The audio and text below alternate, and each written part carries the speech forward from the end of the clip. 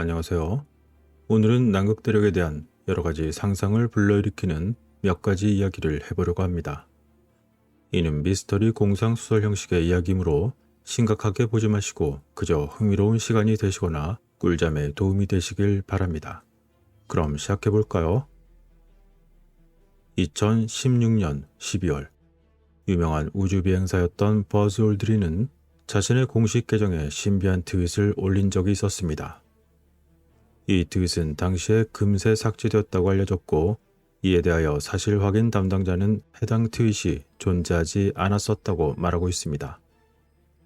그러나 이미 그것을 보았던 일부 사람들이 게시물의 스크린샷을 만들고 말았던 것이죠.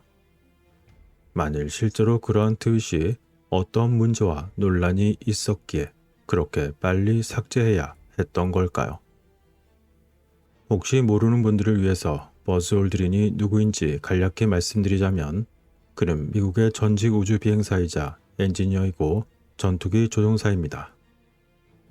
그는 1966년 제미니 12호 임무의 조종사로서 3번의 우주 유영을 했다고 알려져 있습니다.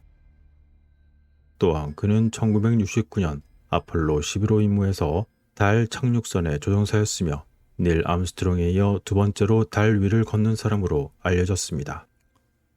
그런데 그러한 그가 당시 해당 트윗에 매우 수상한 이야기를 했던 것이죠. 우리는 모두 위험에 처해 있습니다. 그것은 악 그 자체입니다. 라고 말이죠. 그리고는 남극에 위치한 피라미드를 닮은 매우 수상쩍은 산의 사진을 보여주었습니다. 올드린이 이처럼 공개적으로 공유해야 한다고 당시에 자신이 느낀 것은 과연 무엇이었을까요? 이처럼 한때 우주비행사였던 유명인이 남극대륙의 악 그 자체로 인해 인류가 위험에 처했다는 무서운 경고를 트윗했다가 삭제한 일이 있었다는 것이죠. 그런데 아이러니하게도 이러한 수상한 트윗이 일어나기 바로 한 달 전인 2016년 11월 또 이상하고 수상적인 일이 있었습니다. 그것은 전 세계 언론에서도 보도한 대로 존 캐리 미국 국무장관이 남극을 방문한 일이었습니다. 그의 공식적인 방문의 목적은 기후변화에 대한 것이었으나 남극을 방문한 미국 정부의 관료 중에 가장 최고위층이었으며, 이러한 뜬금없는 그의 남극으로의 방문은 많은 사람들에게 매우 이례적인 일로 여겨졌습니다. 미국의 최고 외교관이 지구 가장 먼 곳으로 보내진 데에는 어떤 목적이 있는지 실제로 그것을 아는 사람은 거의 없습니다. 정말로 단지 그가 기후 문제를 알아보기 위해 춥고 어둠이 가득한 그곳을 뜬금없는 시기에 환경부가 아닌 외교부 장관이 그곳에 갔던 걸까요? 따라서 앞서 언급한 올드윈의 트윗에 이어진 수상한 그 글의 삭제와 함께 미국 최고위의 외교관을 무인 땅으로 보내는 것이 미국의 외교와 어떠한 관련이 있는지 그것이 궁금해지는 건 어쩌면 당연할지도 모릅니다. 혹시 남극대륙에 외교적인 접촉이 필요한 어떤 실체가 있었던 걸까요? 게다가 버즈 올드린은 어째서 우리 모두가 위험에 처해 있다고 경고를 했을까요? 또한 그는 왜 그것을 악 그 자체라고 불렀던 걸까요? 그러나 이러한 주장의 진위 여부에 의문을 제기하는 것은 단지 회의론자들 뿐만이 아니었고, 일부 사람들은 버즈 올드윈의 트윗이 가짜라고 주장하며 그의 트윗의 내용을 궁금해했던 사람들을 무시하기도 했습니다. 그러나 그 트윗이 삭제된 지금 이러한 주장들은 실제로 증명하기 어렵기 때문에 그 어떤 주장들도 휘둘릴 필요는 없습니다. 우리는 단지 차근차근 생각을 해보기만 하면 되는데, 그러다 보면 보이지 않는 가려진 일들이 서로 연결될 수도 있습니다. 그리고 그러한 생각을 위해서는 남극에 대한 몇 가지 일들을 떠올려야만 합니다. 남극 대륙은 오랜 동안 사람들에게 항상 커다란 추측을 하게 하는 장소였습니다. 그 중에서도 과거 전쟁 기간 동안에 나치가 이 지역을 방문한 것을 기억해야 할지도 모릅니다. 그러한 나치의 남극 방문은 1938년과 1939년 남극 탐험 중에 나치 정부의 알프레드 리처 대위가 남극의 상당 부분을 차지했었습니다. 그들의 슈바벤랜드 탐험의 목표 중에는 남극 대륙에 여러 기지를 설립하는 것도 포함되어 있었습니다. 이와 관련한 윌리엄 톰킨스의 보고서에서는 나치가 남극의 대규모 동굴 시스템, 특히 자신들에게 유리한 환경을 가진 곳에 기지를 건설할 수 있도록 그들을 안내해준 외계의 지원을 받았다고 보고했던 것이죠. 물론 톰킨스의 이러한 보고는 미 해군 스파이들에 의해서 얻게 된 정보를 토대로 한 브리핑 문서를 정리한 것이었습니다. 특히 이것은 나치가 설립한 세계에 알려진 남극 도시 또는 기지와 함께 아르헨티나의 여러 비밀 지하 기지를 구체적으로 설명하고 있었습니다. 이처럼 나치가 남극에 대한 정보를 찾는데 외계의 도움을 받았다는 보고서를 읽는 것은 그것이 사실이든 아니든 여러 측면에서 허와 실을 구분하기 위한 베이스 자료로서 매우 흥미를 가질 수 있는 이야기였습니다. 게다가 이뿐만 아니라 더 나아가 이것이 나치가 만든 비행체, 특히 접시 모양의 비행선을 생산하게 되었다는 일들과도 연결되고 있습니다. 당시 나치는 이 외계 또는 이계 또는 타락천사나 악마로 여겨질 수 있는 그들의 도움으로 추가적으로 무엇을 배웠으며 그 이후로 얼마나 더 많은 것들을 알아내고 습득했던 걸까요? 그런데 이뿐만이 아닙니다.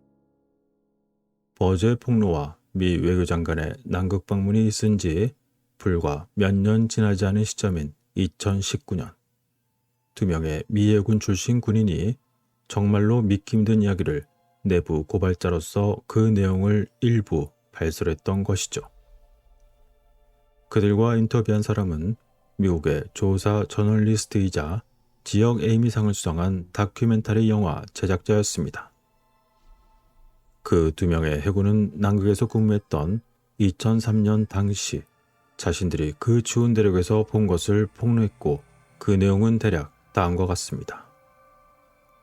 그 두 사람의 군인은 자신들이 특수부대 내비실에 배정되어 있었는데 어느 날 그에게 남극의 지하시설에서 과학자를 구출하는 극비 임무가 주어졌습니다.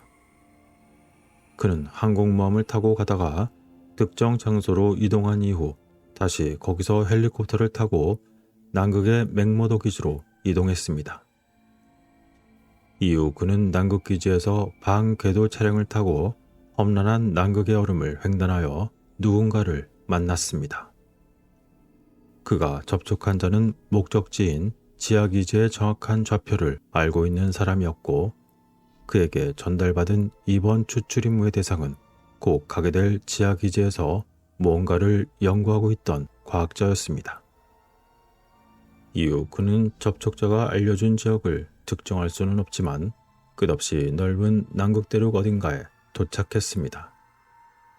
그런데 그곳에는 신비한 고대의 것으로 보이는 거대한 입구가 있었던 것입니다. 그는 곧 조용하고 신속히 지시받은 대로 움직여 그 입구 안으로 들어갈 수 있었고 그러자 그곳에는 놀랍게도 알 수 없는 상형 문자가 새겨진 녹색의 빛나는 홀이 있었습니다. 그곳은 다름 아닌 지구에서 가장 황량한 곳 중 한 지역에 그것도 그 한가운데 위치한 곳이었고 이후에 그가 곧 알게 된 것은 그곳이 단순한 지하시설이 아니었고 무려 지하 3.2km나 아래에 위치하고 있었습니다. 게다가 그곳은 현재 인간 문명의 것이 아닌 것으로 보이는 거대한 기지였던 것입니다. 그 기지에서 활동하는 자들이 남극 조약에 참여한 모든 국가가 서로 관련된 것인지는 알 수 없었습니다. 그러나 그곳에서 자신들이 구출 임무를 하면서 알게 된 내용은 매우 놀라운 이야기였습니다. 그것은 바로 그처럼 놀라운 숨겨진 남극 지하 기지는 오래전에 이미 발견이 되었었으며 그곳에서 발견된 알 수 없는 종족의 기술을 기반으로 무려 25년 이상 많은 것들이 연구되는 중이었고, 그 기술들에서 파생되어 벌어들인 막대한 자금들을 일명 우주함대라는 곳에 지원해왔다는 내용이었습니다. 계속된 그들의 이야기에서 그곳 기지에는 무려 5m가 넘는 두께의 문과 벽도 있었는데, 놀랍게도 거대한 문은 손가락만으로도 밀어서 쉽게 열릴 수 있을 만큼 매우 부드러웠다고 했습니다. 게다가 지상 얼음 아래로 무려 3km 넘는 깊이 아래에 있는 그 기지에는 잠수함이 들어갈 만큼 또는 그 이상의 커다란 항구처럼 보이는 것이 있었지만, 결코 그곳에 들어갈 만한 입구나 경로를 찾을 수는 없었고, 그것이 항구는 아니지만 항구처럼 보이는 매우 이상한 공간도 발견했다고 했습니다. 어쩌면 그가 말한 그 항구처럼 보이는 막힌 그곳은 특별한 이동수단으로 서로 오고 갈 수 있는 장치가 있었던 걸까요? 그리고 이들이 보았던 알 수 없는 상형 문자는 그와 동일한 것이 달에도 있다는 것을 알게 되었고, 또 다른 것은 기원을 알 수 없는 다른 휴머노이드 종족이 수많은 세월 동안에 지구와 태양계를 테라포밍 해왔다는 것이었습니다. 그런데 그곳에서 어떤 사연이 있었는지는 모르지만 항공모함과 헬리콥터 그리고 남극 횡단 등을 거친 그러한 위험한 여행을 보장할 만큼 큰 기밀 군사 추출 작전의 대상이었던 그 과학자로 추정되는 사람은 분명히 그 비밀기지에 또 다른 목적으로 심어놓았던 스파이 과학자였을까요? 그러나 이들은 결국 그 과학자들을 구출하지 못했습니다. 이 특수 임무를 띈 군인들은 입구를 지나 경사로로 연결되는 8면을 가진 검은 돌의 통로를 통해 지하시설에 들어갔습니다. 그리고 그들은 마야나 이집트 상형 문자처럼 느껴지는 그러한 상징으로 뒤덮인 빛나는 녹색의 조명을 가진 복도를 지나갔습니다. 하지만 이상한 점은 이 상징들은 그곳에 새겨져 있지 않았음에도 마치 새겨진 것처럼 보였다는 것이었고, 그들은 이전에 이런 것을 본 적이 없었습니다. 그리고 결국 그들이 찾던 과학자들에게 마침내 도달했을 때 매우 당황스러운 일이 발생했다고 합니다. 그것은 바로 그들이 찾은 과학자들이 자신들의 연구가 매우 중요한 데다가 그들이 연구하고 있는 모든 것을 아직 발견하지 못했기 때문에 당장 그것을 떠나기를 매우 꺼려한다는 것이었습니다. 따라서 특수임무를 띠고 그토록 험난한 과정을 넘어 목숨 걸고 구출하고자 했던 과학자들을 결국에는 그 이상한 환경에 남겨둘 수밖에 없었고, 이후 그들에게 무슨 일이 일어났었는지 알 수는 없었습니다. 그러면서 그들이 흘리듯 지나가며 남긴 내용이 흥미로운데, 당시 그들이 남기고 퇴각할 수밖에 없었던 그 과학자들은 마치 눈의 여왕과 같은 마법에 걸린 것과 같은 느낌이 들었다고 했습니다. 이처럼 흥미롭지만 도무지 믿기가 힘든 이야기와 함께 거대한 비밀이 남극 대륙 얼음 깊은 곳에 숨겨져 있었던 걸까요? 그런데 이뿐만이 아니었습니다. 그들의 폭로에 따르면 달 표면과 그 아래에 어떤 구조물이 건설되어 있다는 것이었습니다. 또한 그는 달에 약 2,500명 이상의 휴머노이드가 거대한 모선을 건설 중에 있으며 국제지구연합의 본거지도 달에 있다고 전했습니다. 게다가 알래스카의 하프시설에는 알려지지 않은 장치가 있는데, 그곳에서 하와이로 순식간에 이동할 수 있는 게이트가 존재한다는 것입니다. 또한 그들이 알게 된 바로는 홍수와 노아의 방주 이야기에서 바로 그 대홍수는 다른 종족에 의해서 발생했다는 내용이었습니다. 그리고 또 다른 흥미로운 이야기도 있었는데, 그것은 이란에서 카이로로 탈출했던 한 핵물리학자의 구출 작전에 대한 것이었습니다. 이들은 그 핵물리학자가 고고학자이기도 했으며 그는 전문가로서 비밀의 연합을 위해서 일할 만큼 매우 중요한 인물이었습니다. 그리고 그 당시 알게 된 이야기 중 놀라운 것 중 하나는 피라미드 아래에 매우 거대하고 매우 오래된 기지가 있다는 것이었습니다. 그렇다면 우리가 알고 있던 거대한 피라미드는 재미있게도 단지 그 아래에 거대하고 신비한 기지에 꽃갈모자의 역할을 하고 있었던 걸까요? 어쨌건 이처럼 믿기 힘든 이야기들을 서슴지 않고 늘어놓은 이들의 이야기는 마치 꾸며낸 것처럼 보일 수도 있습니다. 그러나 만일 이들이 꾸몄다면 그들은 어째서 자신의 신분을 노출하지 않고 인터뷰에서 과감한 폭로를 하고는 조용히 사라진 걸까요? 어떤 이득도 없이 말입니다. 이처럼 말도 많고 수상쩍은 일도 많았던 춥고 황량한 남극 대륙에서는 1970년대 초반부터 일반인들에게 알려지지 않았지만 뭔가가 본격적으로 진행된 것처럼 보입니다. 그 중에서도 특히 얼음 침투 레이더 조사가 면밀히 실시된 것으로 보이는데 이는 두터운 얼음으로 인해 인류 문명에 숨겨져 있을 수 있는 다양한 고대 및 다른 종족의 가능성에 대한 조사였습니다. 그리고 그것을 위해서 남극 지역을 탐험하기 위한 매우 특별한 군사작전을 진행해 왔었지만 여전히 일부에서 나오는 에너지와 빛 그리고 기괴한 홀로그램들은 이들의 작전 수행에 매우 중요한 실마리를 주었던 것으로 보입니다.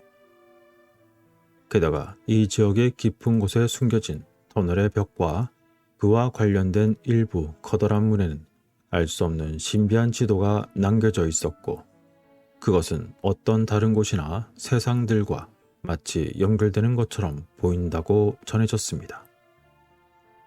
어쨌건 요즘 들어서는 세계의 많은 종교 지도자가 ET나 UFO 또는 UAP에 대한 일들을 마치 홍보라도 하고 싶어하는 것처럼 보입니다. 2021년 타임즈 기사에서 다음과 같은 내용을 본 적이 있었습니다. 옥스퍼드에서 생화학 박사학위를 취득하고 케임브리지 대학교의 신부이자 신학자로 있었던 앤드류 데이비스는 나사 센터가 후원하는 프로그램에 참여한 24명의 신학자 중 한 명이었습니다.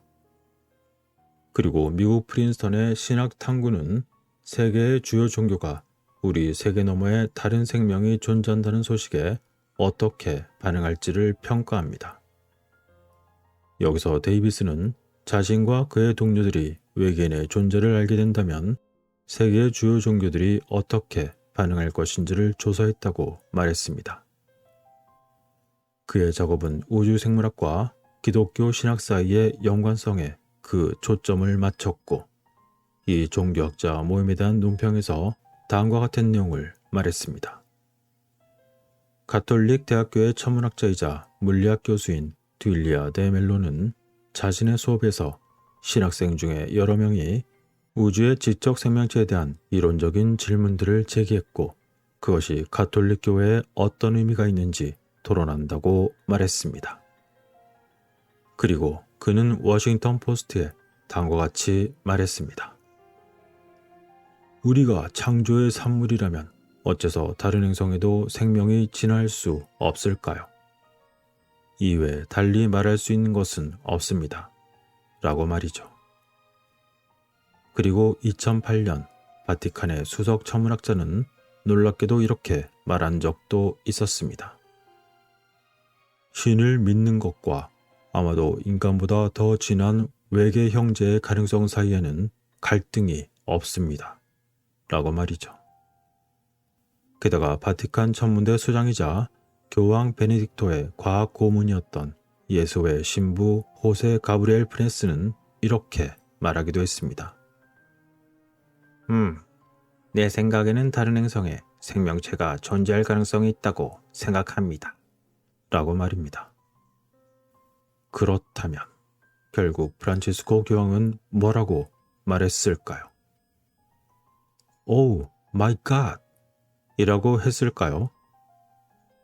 그들은 분명히 이티가 누구인지 알지 못할 수도 있지만 자신들은 스스로 알고 있다고 생각할지도 모릅니다. 여러분들은 이러한 여러 이야기들에 대해서 어떻게 생각하시나요? 그러나 여기서 분명히 짚고 넘어가야 할 것은 이 영상을 보시는 그 누구도 직접 우주를 가본 적이 없습니다. 단지 사진과 화면을 통해서 누군가 그리고 학계가 그리고 과학에서 그렇다고 하니 그것을 진실로 믿고 놀라워하며 신비로움에 경탄하는 분들이 있고, 이와는 반대로 한편으론 그러한 것들을 매우 미심쩍게 의심하고 있는 분도 계실 겁니다. 그럼에도 정말 밤하늘 멀리 보이는 우주라고 하는 곳은 그 누구도 부인할 수 없을 만큼 정말이지 멋지고 환상적이며 아름답다는 것입니다. 그런데 오늘 이야기 속에 우주라든지 외계인이라든지 그러한 표현이 많이 들어가 있지만 그러한 표현은 단지 이해를 돕기 위한 것일 뿐 딱히 대체할 만한 적절한 단어가 없기 때문에 익숙한 표현을 한 것뿐이며, 그것이 실제로 우리가 생각하는 우주일지 또는 우리가 생각하고 있던 외계에 있는 생물이라든지를 지칭한다고 할 수는 없습니다. 그리고 만일에 말입니다. 우리가 배우고 알던 우주가 사진과 영상과 뉴스나 과학에서 말하는 것과는 다르다거나 그에 따라 우리가 알던 행성이나 소위 외계인들이 우리가 상상한 것과는 전혀 다른 모습과 다른 위치에 존재하고 있었다면 어떨까요? 또한 만일에 우리가 배워 알고 있다고 생각하던 아름다운 둥글고 파란 지구가 전혀 다른 모습의 실체를 가지고 있고 어떠한 목적을 가지고 있었다면 여러분은 믿을 수 있을까요? 그러나 아마도 이러한 정신 나간 듯한 소설 같은 일들에 대해서 만일 일반적으로 나사나 과학계에서 떠든다면 대부분은 믿으실 겁니다. 그리고 또한 실제인지 가상인지 판단하기 어려운 정교한 사진들과 영상을 대부분의 대중이 철석같이 믿는 많은 언론에서 집중적으로 보도한다면 아마 거의 대부분 사람들은 믿을 수밖에 없을 것입니다. 하지만 실체가 그 무엇이든 간에 모종의 어떠한 일들이 실현되고 진행되려면 고도의 계획에 따라 천천히 그리고 차근차근 진행될 것이지만 그 진행 가능 여부는 우리들의 희망과는 아무런 상관없이 진행될 것입니다. 과연 우리가 사는 세상의 진정한 모습과 그 목적은 무엇이며 고대로부터 세상 곳곳에 남겨진 흔적들은 우리에게 어떤 의미가 있는 걸까요? 그리고 우리는 오랜 고민 끝에 어떤 모습의 퍼즐 조각으로 그림을 완성하게 될까요? 어쨌건 오늘 이야기는 모두 공상과학소설 형식의 이야기임을 다시 한번 말씀드리며 여러분들께 상상과 추리의 영역을 제공해 드리려 만든 것입니다. 따라서 그 어떤 자유로운 상상을 하시던 즐겁고 색다른 시간이 되셨길 바라며, 그 결론이 무엇이든 간에 늘 그렇듯 모든 상상과 판단과 선택은 여러분들의 몫입니다.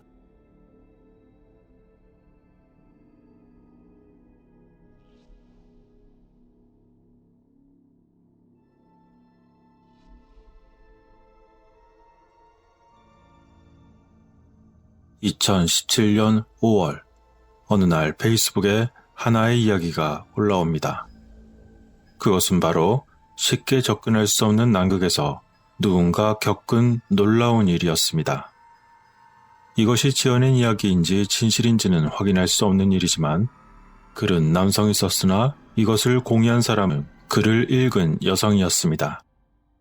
그녀는 글을 쓴 사람이 글에 대해 공유를 할지 말지 결론을 짓기 전까지 몇 달이나 걸렸다고 했습니다. 그 이야기는 대략 다음과 같은 내용이었습니다.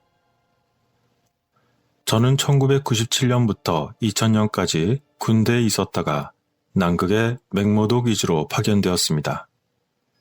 나는 헬리콥터 정비공이었고 승무원들을 돌보는 책임자였으며 사람들이 거기에서 헬리콥터를 이용하여 일을 할 수 있도록 자원봉사를 지원하였습니다. 그들이 자신들의 연구에 도움이 될 지원자를 요청했을 때 우리가 지원했지만 나와 한 명의 다른 사람만 그 기지에서 일할 수 있도록 허가되었습니다. 당시의 지원 절차에는 사전에 작성해야 하는 많은 설문지가 있었습니다. 그리고 우리는 그곳에서 일하기 위해 적합한 사람인지 확인하기 위한 1:1 면접을 하게 되었습니다. 당시 그들의 질문은 일에 대한 질문이 아니었고 우리의 신념이 무엇인지 그리고 관심사가 무엇인지에 대한 질문이 대부분이었습니다. 그렇게 여러 명의 지원자들 중 2사람만 승인이 났고 그 후 나는 1998년 8월에 맥머도 연구기지에 파견이 되었습니다.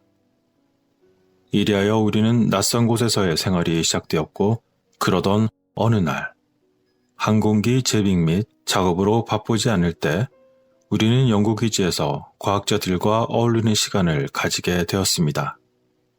당시 근무하게 된 맥머도에 소속된 부대는 그 규모가 작았고 그곳에는 자체적인 시설이 없었습니다. 우리에게는 PX나 미디어 센터도 없었으며 작은 예배당이나 목사도 없었고 별도의 우편함도 없었습니다. 따라서 그곳의 모든 것은 시설에 근무하는 과학자들 및 연구원들과 동일한 시설을 공유하며 사용해야만 했습니다. 그래서 우리는 시간이 점차 지나면서 그들 중 몇 명과 편하게 지내는 사이가 되었으며 친구가 되었습니다. 그러던 어느 날, 우리와 친하게 된 연구원 친구가 우리에게 뭔가 특별한 것을 보여주겠다며 당시 자신들이 연구하던 2가지 종류의 얼음을 보여주었습니다. 그 중에서 한 종류의 얼음은 우리 모두가 항상 사용하며 보아왔던 정상적인 종류의 얼음이었습니다. 그들은 땅속 깊은 곳에 있는 구멍에서 그것을 가져왔다고 했습니다. 그러나 그것은 일반적인 얼음과 마찬가지로 대부분 투명하거나 흰색이었고 따뜻해지면 녹아서 물의 액체로 되었습니다. 그렇게 남극 대륙은 전체에 걸쳐 이런 종류의 얼음으로 덮여 있다고 했습니다. 그런데 남극의 대부분을 덮고 있는 일반적인 얼음은 그들의 주요 연구 대상의 얼음이 아니었습니다. 그들이 일반 얼음을 연구하는 것은 내셔널 지오그래픽의 영화 제작진이 왔을 때였다는 것을 저는 알게 되었습니다. 과학자들이 자신들의 대부분의 시간에 연구하던 것은 그 내용이 완전히 달랐습니다. 그것은 일명 하늘의 얼음이라고 불리는 것을 연구하고 있었던 것이었습니다. 하지만 우리는 연구시설에 구경하는 것조차 금지되어서 들어갈 수가 없었습니다. 이는 연구시설이 항상 매우 깨끗하게 유지되어야 하고 연구실에 너무 많은 사람들을 들여보내게 될 시에는 작업이 엉망이 될 위험을 감수해야만 하기 때문이라는 이유였습니다. 그러던 중 어느 날 나와 친하게 지내던 연구원 친구 중 한 명이 나에게 조용히 무언가를 보여주겠다고 했습니다. 그리고 그는 자신이 연구하는 물건이라면서 바로 그 하늘의 얼음 조각이라는 것을 보여주었습니다.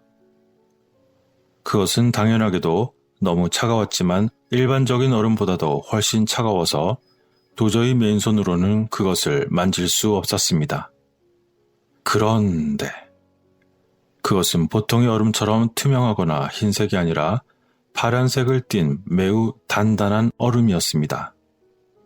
그 연구원 친구는 그것을 하늘의 얼음 조각이라고 부르는 이유가 얼음이 하늘과 똑같은 색을 가지고 있기 때문에 그 얼음을 바로 하늘 얼음이라고 부른다는 것이었습니다. 우리는 그것을 만지기 위해 매우 두꺼운 외출용 장갑을 착용해야만 했습니다. 그 얼음은 너무 차가워서 만지면 즉시 피부가 얼어붙을 정도였던 것입니다. 당시 연구원 친구가 말한 하늘 얼음의 온도가 몇 도인지는 기억나지 않습니다. 하지만 영하 수백 도 정도였다는 것은 기억하고 있으며 바깥에 있는 일반적인 얼음보다 훨씬 차가웠습니다. 그리고 그것은 보온병과 같은 금속병에 담아가지고 다녀야만 했습니다. 연구원 친구는 내가 잠시 동안 그 하늘 얼음의 조각의 일부를 가지고 놀게 해주었습니다. 그러나 또 다른 이상한 점은 그 파랗고 너무나 차가운 하늘 얼음이라는 것은 같은 크기의 다른 일반 얼음 조각보다 훨씬 가벼워서 전혀 무겁지 않은 느낌이었습니다. 만일 그것을 공중에 던진다면 마치 위로 떠오를 것 같은 느낌마저 들었지만 그런 시도는 하지 않았습니다.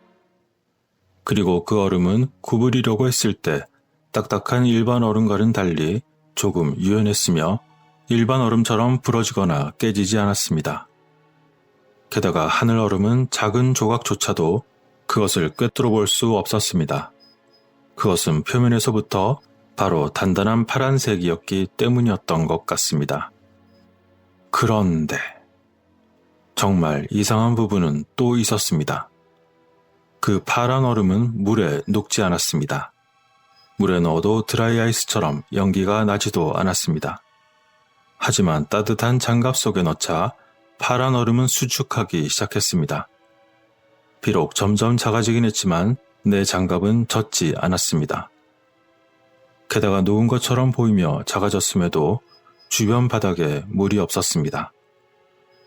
그 파란 얼음은 주변이 따뜻해지면 마치 희박한 공기로 변하고 기화되는 것처럼 보였습니다. 그러자 연구원 친구는 그러한 하늘 얼음의 알 수 없는 특성이 바로 자신의 과학자 동료들이 이곳 남극대륙의 안쪽 깊이에 있는 이 얼음을 연구해야 했던 이유라고 말했습니다. 그들은 연구를 위해 이것을 미국으로 운송하려고도 했었지만 아무리 차갑게 유지해도 가져갈 수 없었다는 것이었습니다. 차가운 곳에 밀봉하여 가져가도 어느샌가 기화되어 아무것도 남지 않았다는 것이었습니다. 그리고 그 친구는 러시아 과학자들이 하늘의 얼음을 자신들의 러시아로 가져가려고 할 때에도 동일한 문제를 발견했다고 말했습니다. 그래서 그들은 모두 남극 대륙에서 기지를 세우고 이곳에서 연구할 수밖에 없었다는 것이었죠. 그렇게 하늘의 얼음 조각을 가지고 논 지 약 15분 정도가 지나면서 얼음은 거의 완전히 없어졌고 아주 조금 남았습니다. 그렇지만 내 장갑은 그러한 진행이 있는 내내 건조한 상태였습니다. 나는 그 이전이나 이후로도 그런 것을 본 적이 없었습니다. 저는 항상 과학적인 것에 관심을 가지고 있었기 때문에 대부분의 것들은 듣거나 본 것이었겠지만 당시에 그 얼음은 정말 난생 처음 접한 것이었습니다. 당시 그곳에 근무하기 위해서 진행되었던 인터뷰에서 대부분의 나에 대한 질문은 과학과 내가 무엇을 믿었는지와 자신의 종교적인 신념에 대한 것이었습니다. 따라서 나는 종교에 별 관심이 없었고 과학적인 관심은 높았기 때문에 어쩌면 그것이 내가 남극대륙의 기지에 근무할 수 있도록 선택된 이유라고 생각합니다. 그래서 나는 지금까지 한 번도 들어본 적이 없는 것을 보게 되어 당시에 정말 멋지다고 생각했습니다. 그러던 중 내가 맥모도 기지에 있는 동안 나는 사람들이 마치 벽이 특별한 장소인 것처럼 말하는 것을 우연히 들었습니다. 남극대륙 전역에서 얼음벽과 얼음 절벽을 찾는 것은 매우 일상적이며 온 동네가 모두 얼음으로 덮여 있습니다. 그러나 그 얼음들은 모두 평범한 흰색 또는 투명한 얼음이었으므로 나는 연구원 친구에게 그 신기한 하늘 얼음을 도대체 어디에서 얻었냐고 물었더니 그는 벽에서 가져온 것이라고 말했습니다. 나는 그가 당시에 그것을 어떻게 묘사했는지 정확히 기억하지는 못하지만 분명히 기억하는 것은 남극대륙에는 거대한 하늘 얼음벽이 있다는 것이었습니다. 그는 그것이 해안에서 내륙으로 수백 마일을 들어가야만 있다고 말했습니다. 그러나 나는 맥머도에서만 주둔했기 때문에 그것을 직접 볼 수는 없었고 그들과 함께 원정을 나가지도 못했습니다. 그는 그것이 세계에서 가장 큰 자연적인 구조물이라고 말했습니다. 연구원 친구가 말하길 1960년대 미군이 이 남극의 벽에 터널을 뚫을 계획이 있었던 적이 있다고 말했습니다. 그러나 당시 그들은 매우 차갑고 낮은 온도를 처리할 수 있는 보링 머신을 가지고 있지 않았습니다. 그래서 그들은 그린란드에서 전체적인 테스트 프로젝트를 수행하여 얼음의 터널을 뚫을 수 있고 매우 추운 온도에서도 제대로 작동할 수 있는 새로운 보링 머신을 발명했다고 했습니다. 마치 연습을 위해 그린란드에서 이 모든 일을 하는 것처럼 진지하게 테스트를 진행했었다고 연구원 친구가 알려주었습니다. 그렇게 그들은 새로운 보링 머신을 개발하고 테스트를 모두 마친 후 그것을 남극대륙의 벽으로 가져왔습니다. 그리고 그들이 가져온 기계가 마침내 하늘 얼음 벽에 터널을 뚫었다고 말했습니다. 당시 친구 말로는 그 파란 얼음의 벽 속으로 5에서 10마일 정도 들어갔다고 했던 것 같습니다. 그러나 그들은 벽을 그 반대편까지 뚫은 적은 없었으며 따라서 아직도 그 벽이 얼마나 두꺼운지 모른다는 것이었습니다. 오늘날까지도 말입니다. 그리고 처음에는 그 터널의 바닥이 매우 단단한 암석이었지만 1에서 2마일을 진행한 후에는 바닥마저도 하늘의 얼음으로 모두 덮여 있었다고 했습니다. 마치 특정 지점 이후에는 아래 위 모두가 하늘의 얼음처럼 보이는 것으로 모두 막혀 있었다는 것이었습니다. 그런데 내가 더 놀란 것은 분명히 얼음의 벽을 뚫고 터널로 된 얼음들이 다시 천천히 쌓였다는 것이었습니다.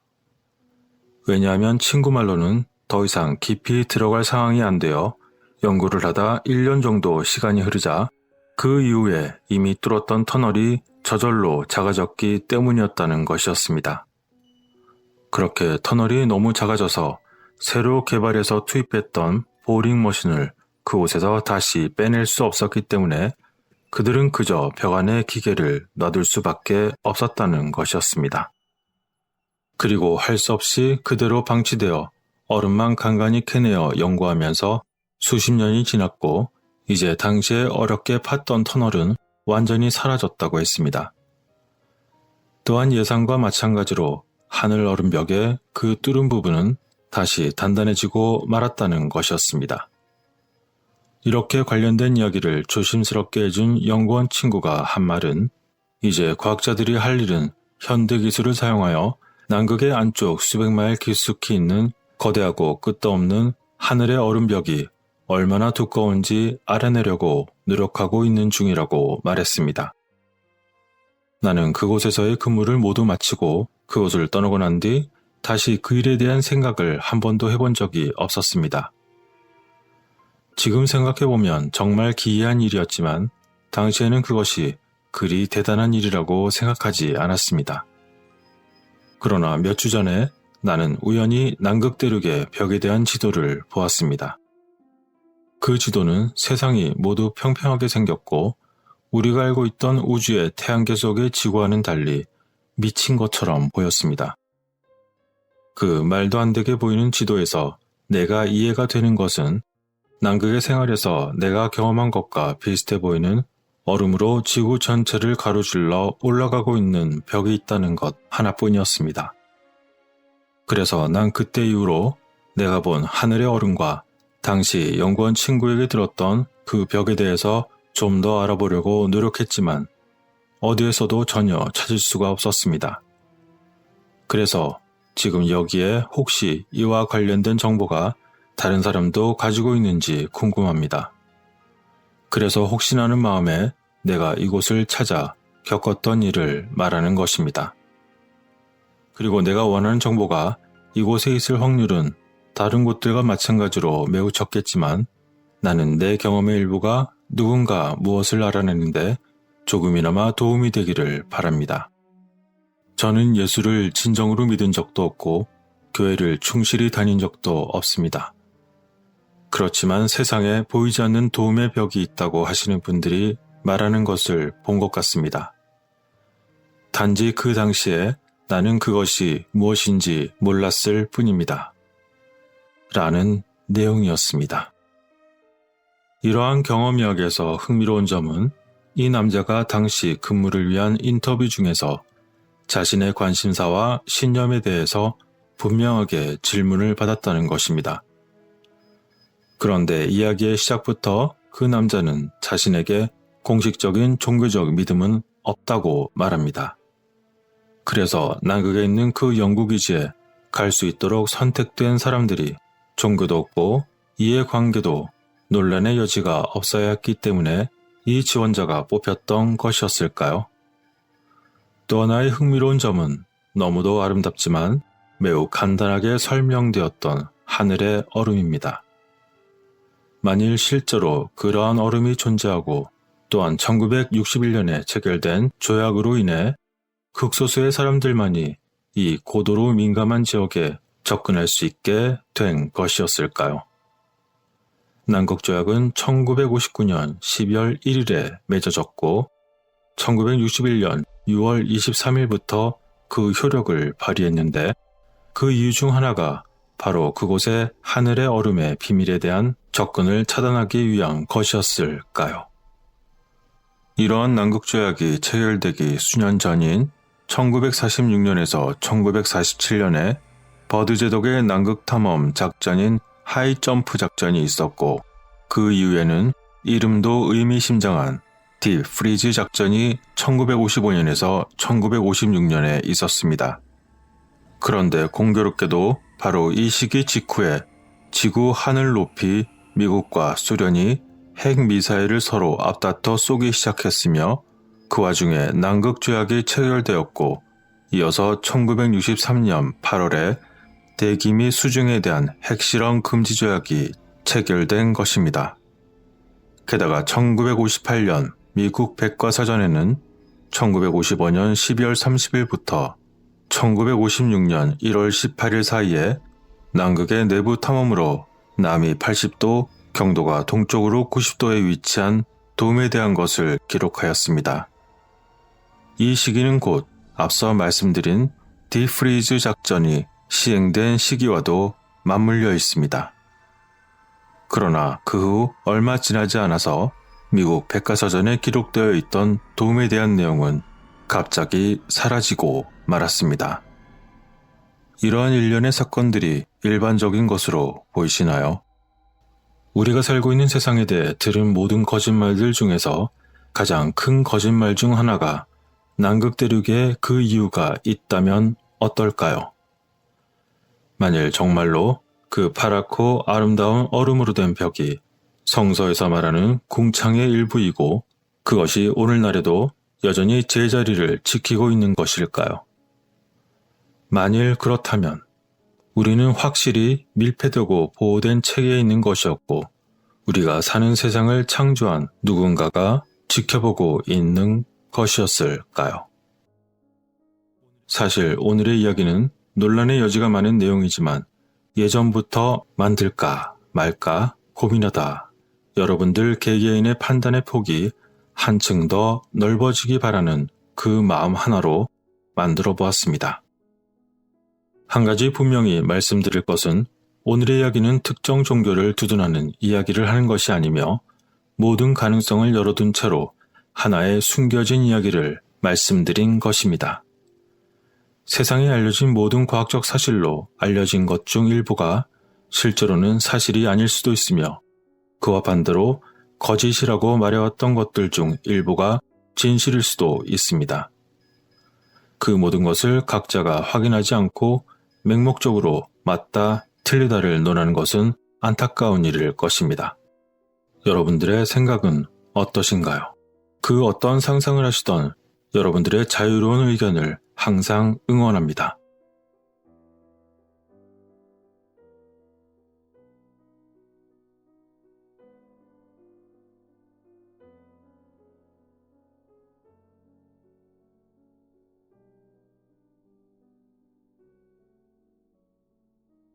남극.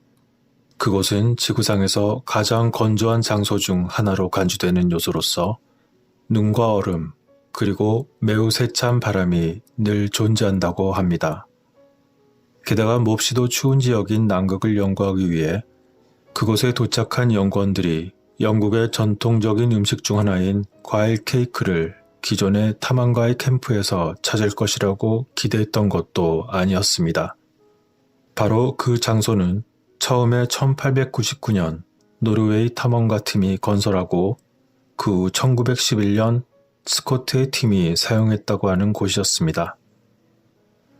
그곳에서 발견한 남극 대륙에서 가장 오래된 건물이라고도 말하는 탐험가의 캠프에서 무려 100년이 넘은 음식이 고스란히 남아있어 많은 사람들의 놀라움을 샀습니다.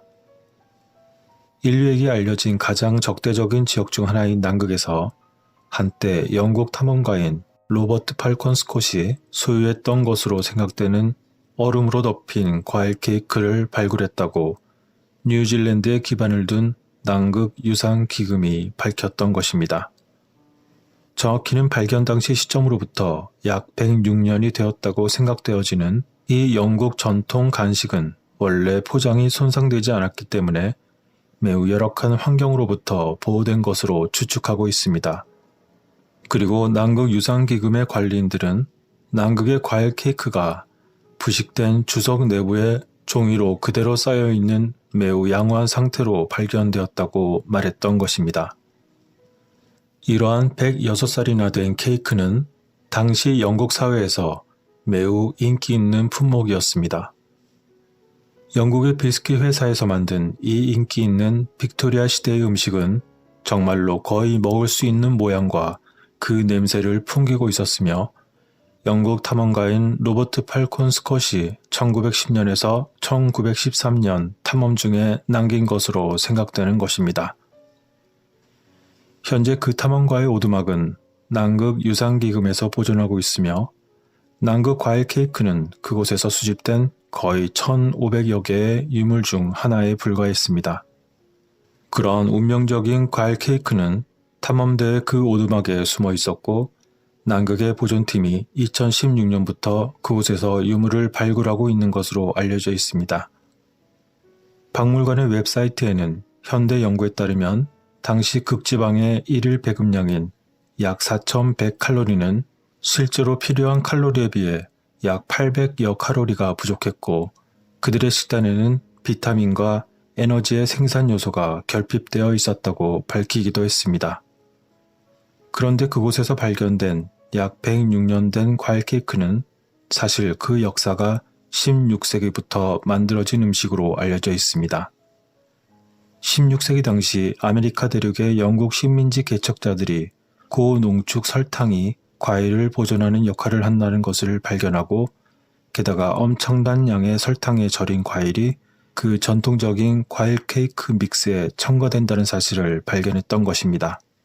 그 후 19세기 중반에 이르러서 그리고 오늘날 우리가 알고 사랑하는 과일 케이크가 영국의 전통적인 웨딩 케이크가 되기도 했습니다. 놀랍게도 과일 케이크는 속방성 탄수화물이 매우 풍부하여 제1형 당뇨병 환자들이 주머니에 몇 개의 사각형으로 만들어진 휴대용 케이크 없이는 하이킹을 절대 가지 않는다고 하기도 했습니다. 당뇨병 환자의 혈당 수치가 과도한 운동으로 인하여 떨어지게 된다면 과일 케이크를 먹는 것보다 혈당을 혈액으로 빠르게 흡수하는 방법이 없을 것이라는 것이죠. 그러나 저는 의학 전문가가 아니기 때문에 이 방법이 적절한 것인지는 모르겠습니다만 어찌되었건 당은 입안의 얇은 피부를 통해 빠르게 혈액 속으로 들어가게 되는데 이것이 바로 남극의 오래된 캠프에서 과일 케이크가 발견된 이유일 것이라는 것이죠. 그리고 남극에서 발견된 그 106년 된 북극의 과일 케이크는 1900년대 통조림으로 만들어진 케이크를 전 세계로 배송한 영국 회사에 의해 만들어졌다고 합니다. 그 식품들은 매우 보관이 용이하여 전쟁 중에 군인에게 배송되기도 했다는 것이죠. 어찌되었건 운동량이 많은 운동선수는 제1형 당뇨병 환자와 마찬가지로 끊임없는 당 관리의 필요성을 겪는다고 합니다. 따라서 극한 지역인 남극을 탐험하려면 고지방뿐만 아니라 고당도 식단이 필요하며 과일 케이크는 칼로리와 탄수화물의 왕이기 때문에 매우 적절했던 것이라는 것이죠. 그러나 이러한 사실을 고려하더라도 약 50피트 길이의 탐험가 오두막에서 발견된 그 과일 케이크는 어째서 먹지도 않은 채 오두막에서 발견되었는지에 대한 의문을 불러일으키고 있습니다. 1912년 당시 탐험가였던 스콧과 그의 4명으로 구성된 팀은 남극에 도착했지만 그 5명 모두 탐험 후 그 오두막으로 돌아오는 여정에서 그만 사망하고 말았습니다. 그런데 그들은 칼로리와 탄수화물 부족으로 사망했다는 것입니다. 하지만 그들이 만일 작은 과일 케이크라도 그들 주머니에 있었고 그것을 오두막에 남겨주지 않았다면 아마도 그들은 살 수 있었지 않았을까요? 여기서 이 의문의 음식을 남긴 스콧이라는 사람에 대해 간략히 말씀드리자면 당시 탐험대장이었던 로버트 팔콘 스콧은 1901년에서 1903년에 걸친 그의 첫 번째 탐험에서 남극 위도 82도까지 행군하여 새로운 남반구 기록을 세우고 남극이 위치한 남극 고원을 발견했습니다. 그리고 그는 1904년 9월 영국으로 돌아왔으며 이 원정대는 대중의 상상을 사로잡았고 그는 그로 인해 인기 있는 영웅이 되었던 것이죠. 그는 해외에서 온 많은 사람들을 포함하여 많은 명예와 메달을 받았고 대위로 진급했으며 그 후 몇 년간의 최고의 인기를 누리게 됩니다. 그리고 그는 1년 이상 동안 공개 립세션과 강의 및 탐험 기록을 작성하는 일에 몰두했으며 여러 가지 업적과 함께 그는 이제 더욱 고귀한 사격계에서 움직이고 있었습니다. 그리고 그는 1906년 초까지 자신의 향후 다시 도전할 남극 탐험에 대한 자금 지원 가능성에 대해 타진하고 있었지만 그에게 그만 반갑지 않은 소식이 있었습니다. 그것은 바로 어니스트 세클턴이 남극 여행에 대한 자신의 계획을 발표하고 말았던 것이죠. 그러나 세클턴은 간신히 극점에 도달하지 못한 채로 그만 남극에서 돌아오게 되었고 이것은 스콧이 두 번째 남극 탐험 계획을 추진하는데 다시 한번 큰 자극제가 되었습니다. 그의 탐험 계획서에서 스콧은 주요 자신의 목표가 남극점에 도달하는 것이며 그에 따라 대영 제국이 이 업적의 영예를 얻도록 하는 것이라고 말하기도 했습니다. 1908년의 각서에서 스콧은 남극으로 사람을 운반하는 것은 불가능하고 모터 견인 차량이 필요하다는 자신의 견해를 제시했지만 당시 완전한 모터 차량은 개발 중이었던 것으로 보입니다. 하지만 그의 자문 엔지니어는 눈 표면의 이동 차량에 대한 아이디어를 개발했고 1909년 중반에 스콧은 그러한 모터 차량이 결코 그를 극지방까지 데려다 줄 수 없다는 것을 깨달았으며 결국 그는 말을 타기로 결정했습니다. 하지만 추운 지방에서 그 작고 강한 개 대신에 조랑말을 선택한 것은 그의 돌이킬 수 없는 큰 실책 중 하나가 될 것임을 그는 당시 알지 못했을 것입니다. 당시 개 전문가는 개를 선택하기 위해 시베리아에 갔지만 스콧은 그가 거기에 있는 동안 조랑말 구매를 처리해야 한다고 명령을 했던 것입니다. 그러나 그들은 노련한 말 장수가 아니었고 그들이 선택한 조랑말은 대부분 품질이 좋지 않았으며 장기간 동안 남극에서 일하기에는 매우 부적합했던 것입니다. 결국 그들은 1910년 6월 15일 스콧의 배인 옛 고래잡이 배를 개조하여 테라노바라는 이름으로 사우스웨일즈의 카디프에서 출항했습니다.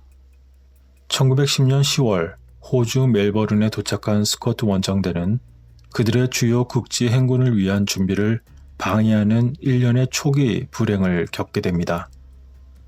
뉴질랜드에서 남극으로 항해하는 동안 그들이 탄 배 테라노바는 폭풍에 거의 가라앉은 상태가 되고 말았고 20일 동안이나 얼음 속 덩어리에 갇혀 있었습니다. 이는 다른 선박이 그렇게 경험한 것보다 훨씬 더 긴 시간이었으며 게다가 케이프 에반스에서 그들이 준비했던 모터 썰매 중 하나가 선박에서 하역 중에 분실되어 해빙을 뚫고 가라앉기도 했던 것입니다. 게다가 악화되는 기상 조건과 약한 데다가 고분고분하지도 않은 조랑말들은 초기 창고 부설을 위한 여정에 매우 큰 영향을 미치게 되었고 원정대의 주요 공급 지정 계획 위치에서 북쪽으로 약 35마일 떨어진 80도에 놓였던 것입니다. 당시 식량이 매우 부족한 상태에서 대원들은 굶주림에 허덕이게 되었고 결국 생존을 위해 조랑말을 담당하는 대원이 스콧에게 음식 문제를 해결하기 위해 많은 식량을 소비하고 효율마저 떨어지는 조랑말을 처치하자고 했습니다. 그러나 스콧은 그의 의견을 모두 거부하였고 그 대원은 스콧에게 선생님, 제 조언을 따르지 않는 것을 나중에 후회하실 것 같습니다. 라고 말한 것으로 보고되었습니다. 결국 나중에 이 여행 도중에 그 조랑말들 중 4마리의 조랑말이 그만 추위를 이기지 못해 팀 속도를 계속 늦추게 되었고 더 이상 조랑말이 버티지 못하자 결국 총에 맞아 죽게 되었던 것입니다. 그런데 당시 탐험대는 식량 부족으로 많은 고통을 받고 있었으며 대원들은 죽은 조랑말을 음식으로 섭취해야 한다고 했지만 그 또한 모두 동물 애호가였던 스콧에 의해 거부가 되었던 것입니다. 그런데 그렇게 기지로 겨우 돌아온 원정대는 또 다른 남극점 탐험 도전에 아문센의 팀이 있다는 사실을 알게 되었고 그들은 동쪽으로 약 200마일 떨어진 웨일즈만의 그들의 대원과 대규모 개 부대와 함께 야영을 하고 있었다는 것을 알게 되었습니다. 스콧은 당시 그의 조랑말들이 초반에 출발하여 남극점을 놓고 아문센 팀의 추위에 강한 개팀과 경쟁할 수 없을 것이라는 점을 인정했었고 게다가 노르웨이 팀의 기지는 극점에서 그들보다 69마일만큼 더 가깝다는 것도 인정했습니다. 그의 그 우려처럼 얼마 지나지 않아 조랑말의 사망수는 6마리로 늘어나게 되었고 3마리는 바다 얼음이 예기치 않게 갈라지면서 익사하는 등 극지방에 도달할 가능성이 매우 의심스러운 상황에 놓이게 되었습니다. 그러나 1911년 겨울 동안 스콧의 자신감은 다시 높아졌는데 그 이유는 아마도 8월 2일 그들 중 3인 파티가 탐색을 위해 나선 겨울 여행에서 돌아온 후에 스콧은 경험이 지시하는 한 완벽에 가깝다고 확신합니다. 라고 그의 일기에 쓴 것으로 보아 그는 다시 자신감을 얻은 것으로 추측하고 있는 것입니다. 그 후 그들의 남쪽으로의 행군은 1911년 11월 1일에 다시 시작되었는데 썰매를 끌고 서로 다른 속도로 여행하는 모터 썰매와 개 그리고 조랑말의 그룹이 모두 마지막 그룹을 지원하기 위해 설계되었습니다. 그러나 그렇게 치밀하게 설계되어 남쪽으로 향하던 파티는 지원팀이 연속적으로 후퇴하게 되면서 그 규모가 꾸준히 줄어들고 말았습니다. 그렇게 불안한 여정을 하는 동안 그들은 1912년 1월 4일 마지막 두 4인조 그룹은 남쪽 87도 34분에 도달했습니다. 그리고 그때 스콧은 자신의 중대한 결정을 발표했습니다. 그 마지막 두 4인조 그룹 중 5명의 남자는 계속 남쪽으로 나아갈 것이고 나머지 3사람은 되돌아가도록 했던 것입니다. 그렇게 선택된 그룹은 1월 17일에 극점을 향해 행진했지만 그때 그들은 11월 18일자 편지가 들어있는 아문센이 남겨둔 천막을 발견하게 됩니다. 그들보다 무려 한 달 이상이나 한참 전에 먼저 그곳에 도착했던 아문센의 편지를 본 스콧의 고뇌는 그의 일기에 적나라하게 나와 있습니다. 최악의 일이 일어났습니다. 저는 하루 종일 꿈을 꾸어야만 했습니다. 위대한 신이시여, 이곳은 정말 끔찍한 곳입니다. 라고 말이죠. 여기 두꺼운 극지방 옷을 입은 5남자가 있습니다. 그들은 왠지 모두 불행해 보입니다. 서 있는 사람들이 깃대를 들고 있고 배경의 돛대에서 연합기가 펄럭이고 있습니다. 남극에서 스콧의 파티인 오츠, 바워스, 스콧, 윌슨, 에반스였습니다. 그들은 비록 최초의 극점 탐험가의 자리를 아문센에게 빼앗겨 그 마음은 수축되었지만 그들은 1월 19일 862마일의 귀한 여행을 시작해야만 했던 것입니다. 그날 스콧은 돌아오는 여정이 끔찍할 정도로 피곤하고 단조로울 것 같아 두렵다고 그의 일지에 쓰기도 했던 것입니다. 그 후 악천후에도 불구하고 그들 일행은 제법 빠른 귀한 일정을 보였고 2월 7일까지 약 300마일의 극고원 단계를 완료했습니다. 그러나 다음날 일행이 비어드모어 빙하에서 약 100마일을 내려가면서 스콧이 1월 23일에 우려했던 것처럼 에드거 에반스의 신체 상태는 매우 급격히 떨어지고 말았습니다. 2월 4일 발생한 팀원 에반스의 낙상은 그를 둔하고 무력한 상태로 만들었으며 2월 17일 또 다른 낙상 후에 그는 결국 빙하 기슭 근처에서 사망하고 말았던 것입니다. 그들 일행은 빙봉을 가로질러 약 400마일이나 남았지만 스콧의 일행은 날씨가 나빠지고 자전거의 연료가 부족한 데다가 굶주림과 피로가 가중되면서 북쪽으로 분투하며 가는 동안 점점 더 상황이 악화되기만 했던 것입니다. 그러한 북극에서 돌아오는 여정에서 스콧은 1912년 2월 27일 그의 일기에서 포인트에서 300마일 떨어진 82도 지점에 도착했으며 다음 캠프에 우리들 자신이 안전하게 도달할 수 있을지 의심되는 무서운 요소가 있다고도 했습니다. 그 후 3월 2일 그의 팀원 중 한 명이 동상에 걸리게 되었고 그들의 정해진 작업량을 지원할 수 없게 되면서 그들 파티의 이동이 매우 느려지게 되고 결국에는 썰매를 끄는 사람들 옆에 몸을 끌 수밖에 없었습니다. 그리고 3월 10일까지 기온은 예기치 않게 영하 40도 아래로 떨어지고 말았습니다. 그러던 어느 날 3월 16일 팀원 중 한 명이었던 에드가 스페이어 경에게 보낸 작별 편지에서 당시 스콧은 자신이 약속된 만남의 장소를 지나치지 않았는지 궁금해했고 실제로 자신이 걔 팀에 의해 버려졌다는 점점 커져가는 의심과 맞서 싸웠다는 것입니다. 그리고 만남의 장소는 놓쳤지만 최근에 에드 자신은 우리가 우리의 목표를 넘었다고 느꼈으며 이것은 그 누구의 탓도 아니고 우리가 지원이 부족했다고 암시하려는 시도는 아니라고 했던 것입니다. 그리고 그와 같은 날 발가락에 동상이 생긴 오치라는 팀원은 그 팀의 해가 될까봐 자진해서 천막을 나와 걸어가다가 죽었다는 것입니다. 스콧의 기록에 따르면 그날 발가락에 동상이 걸린 오치가 남긴 마지막 말은 나는 그냥 밖에 나가서 좀 있겠습니다. 라는 것이었습니다. 그리고 그 후 스콧 자신마저 발가락에 동상에 걸렸음에도 불구하고 그들은 20마일을 더 걸어간 후에 남은 3명의 남자는 3월 19일 그들의 최종 목적지 캠프에서 약 12.5마일 떨어진 마지막 장소에 도착하게 됩니다. 다음날 맹렬한 눈보라가 그들의 진전을 막았습니다.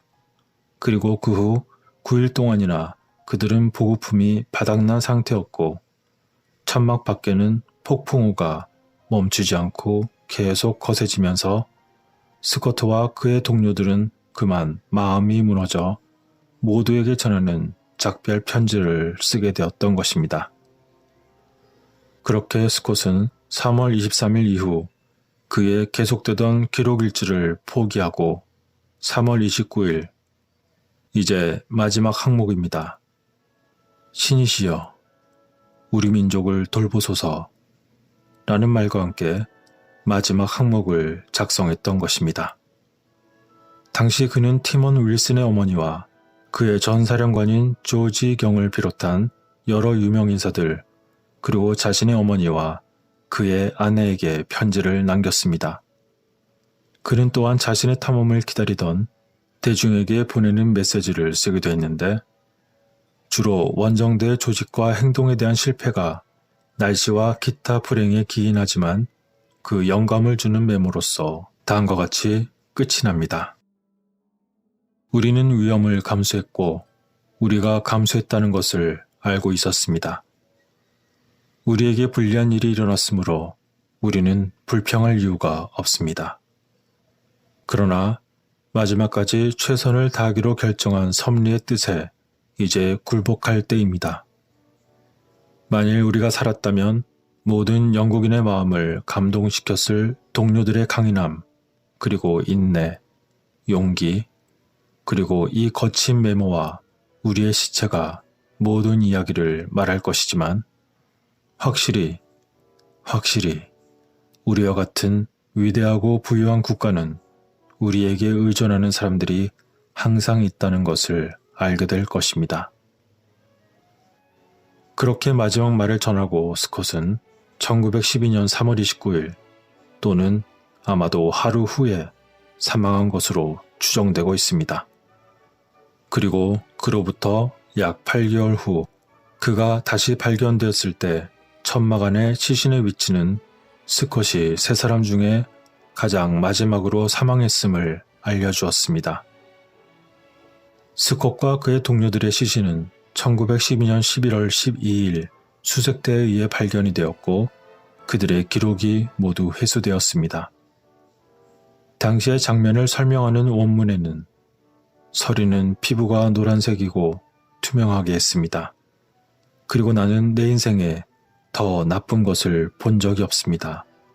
라고 적혀 있었으며 그들의 마지막 캠프는 그들 자신의 무덤이 되었던 것입니다. 그리고 그들의 시체 옆에는 썰매에 끌린 글로소프테리스 나무 화석 약 35파운드가 놓여 있었습니다. 그것은 다름 아닌 바로 최초로 발견된 남극의 화석이었던 것이며 그 남극이 오래전에는 매우 따뜻했고 다른 대륙에 연결이 되어 있었음을 확인시켜 준 것이라고 합니다. 그렇게 그들은 비록 최초의 남극 지점 탐험에는 실패했지만 최초의 남극 화석을 남겼고 그들은 최초로 106년 된 과일 케이크도 결코 상하지 않고 여전히 먹을 수 있도록 보관을 시켜놨던 것입니다. 그들이 남긴 남극의 화석, 과연 남극의 실제 고대 모습은 어떠했을까요? 끝으로 그 106년이 되었지만 여전히 먹을 수 있다고 하는 과일 케이크의 레시피를 여러분들을 위해 알려드리겠습니다. 후손에게 만일 음식을 남기고 싶다면 한번 만들어 볼 수도 있지 않을까요? 오늘의 이야기는 여기서 마치겠습니다. 끝까지 시청해주신 분들께 깊은 감사를 드립니다.